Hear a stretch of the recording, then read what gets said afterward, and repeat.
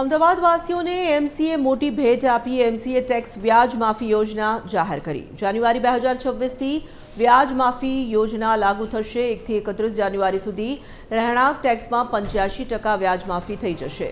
જાન્યુઆરીમાં બિન રહેણાંક ટેક્સમાં 65% વ્યાજ માફીની જાહેરાત કરાઈ છે।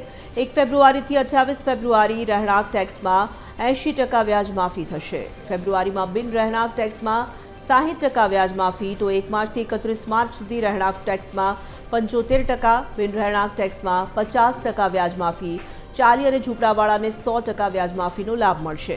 ચાલુ વર્ષના બાકી ટેક્સ માટે આ વ્યાજ માફીનો લાભ મળશે।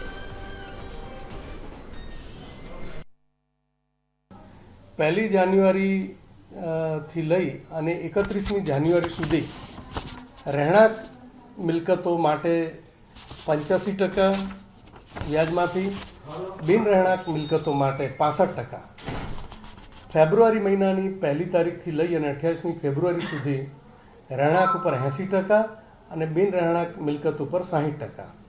એ જ રીતે 1લી માર્ચથી 31મી માર્ચ સુધી રહેણાંક મિલકત ઉપર 75% અને બિન રહેણાંક મિલકતને 50% વ્યાજ માફીની આ સ્કીમ લાગુ કરી છે। સાથે સાથે ચાલી અને ઝૂંપડા માટે 100% વ્યાજ માફી અને જે જૂની ફોર્મ્યુલા છે તેમાં 100% વ્યાજ માફીની આ યોજના આપણે લાગુ કરવા જઈ રહ્યા છીએ।